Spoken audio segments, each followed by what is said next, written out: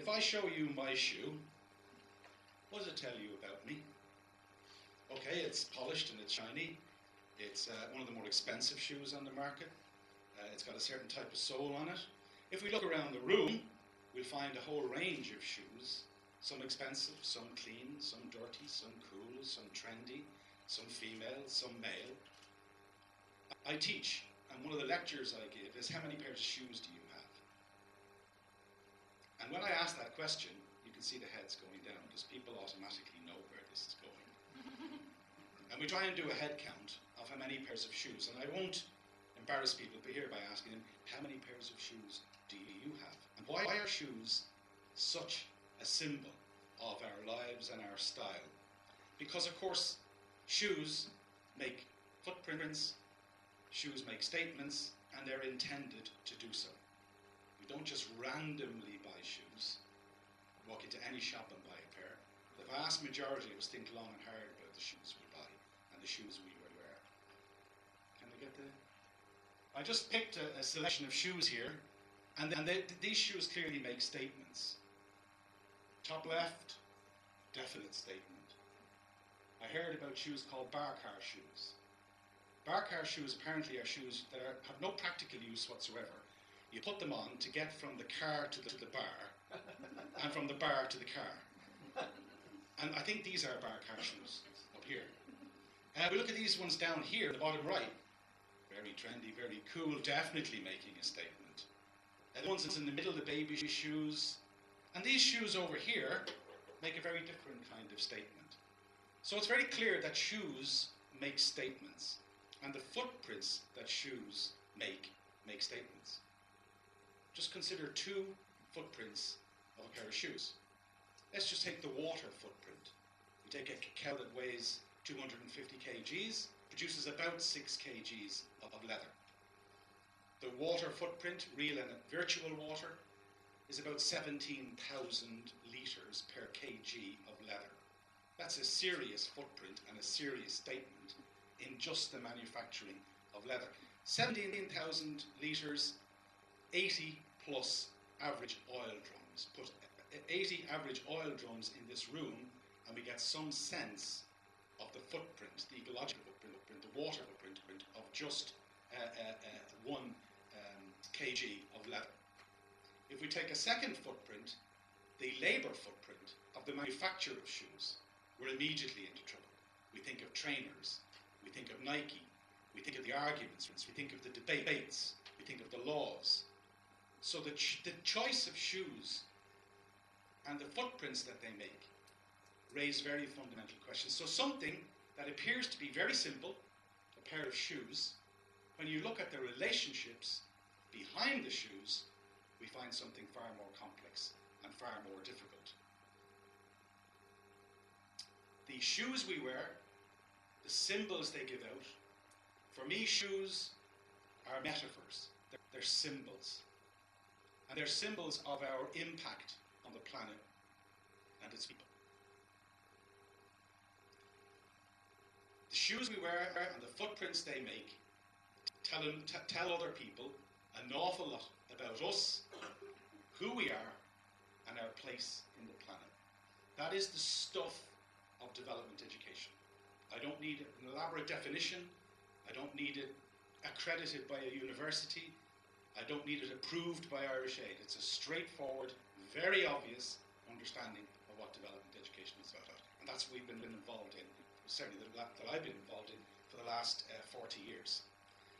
We also make a series of widely divergent footprints on a daily basis. And I want to introduce a concept of the politics and the possibilities of everyday life.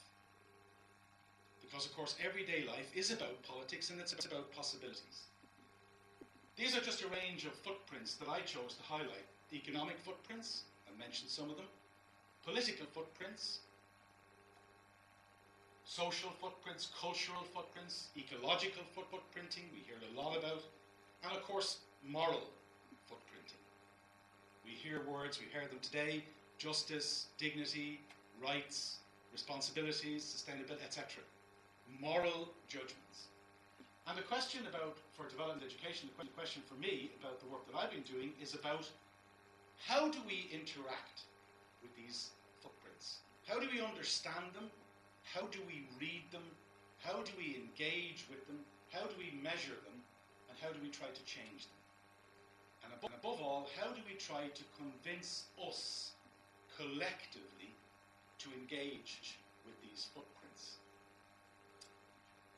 Development education is about the values base of these issues, the politics and the possibilities of everyday life. It's about what kind of values motivate us, what kind of values do we try to espouse, what kind of values do we try to pursue, what kind of values do we recommend to society. That's certainly been at the basis of a lot of the work that I've been involved in for the last 40 years. What rights do we have in terms of these footprints? What rights, what responsibilities go with those rights? What responsibilities and rights do other people have? What about the rights of the planet, those who are not yet born, those who come behind us? You're well aware of all the questions.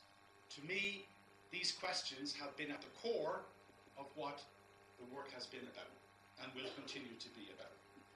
Footprints, journeys, contexts, rights and responsibilities, they're not static. They change over time. We have had huge positive change in my life. I will choose a few examples. The end of apartheid, which didn't seem possible. Peace in Northern Ireland, which didn't seem possible. The massive upsurge in adult literacy, especially for women. The improvement of health worldwide. The rise of civil society. Everybody will choose their own examples. They're not small changes, they're very big changes. Even the one in relation to Northern Ireland that I chose. A massive change in a very short period of time that many of us felt we would never live to see. And we have done. Negative changes, because of course change is not automatically all positive. For me, the ones that I would choose to highlight would be the dominance of the current model of globalization. The actual creation, through development, of poverty and inequity, especially in the third world.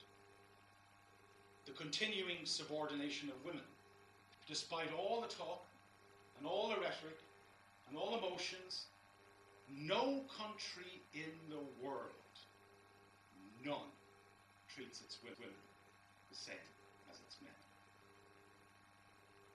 The ever-expanding abuse of the planet, climate change, which was mentioned, quite clearly a major challenge. How we understand these changes and the footprints that have created them and how we respond to them is part of our own personal and collective footprint. And it says everything that needs to be said about us.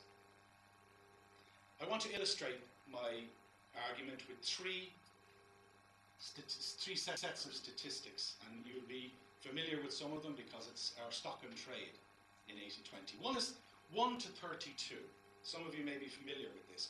One American, European, Irish person, uses as much resources and produces as much waste as 32 Kenyans. And very often our focus is on the 32 Kenyans. What if they become 64?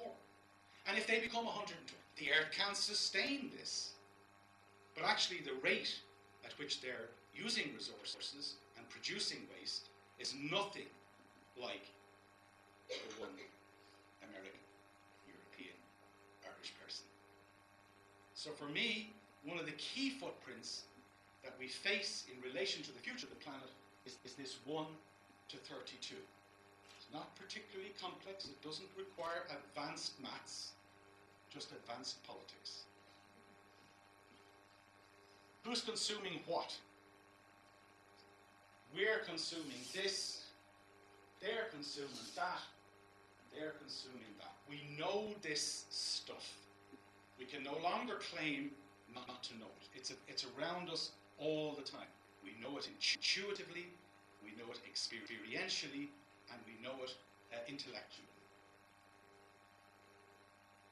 Our footprints, the ones that are massively out of sync. This is population in the square and the size of the footprint, relatively speaking. We compare North America, we compare Central Eastern Europe, Latin America with Africa. We know where the problem is. And the problem is not them. The problem is us, which is why development education has to be and is at the core of the entire justice debate about the shape and future of the planet. Next one, thank you. You'll be familiar with this old cartoon from Martin Turner. It says 75-25. It used to be 75-25. We're now 80-20. We're actually 84-16. The idea of this was to capture a very simple idea. This relationship is entirely wrong. It is unjust and it is not a right relationship. Next one. We know this again. Next one. Food waste in the West. 1/3 of everything that we produce, we waste. We don't even try to eat it. 6% in the third world. Next one. 550, 500. How do we sustain this model? This is a simple equation to try to explain it. Every year, last 10 years, OECD figures. We raise 5 billion in voluntary contributions. It goes up and down depending on the year. This is a decade average. Governments give 50. So we transfer to the poor 55. We take back 500. How do we do that? You know the answer. The shoes we wear, the clothes we wear, the food we eat, the travel we do, etc.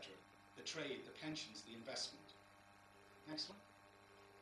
If we all lived like the one American, we would take 6.5 planets. We would be asking this planet to support 72 billion people.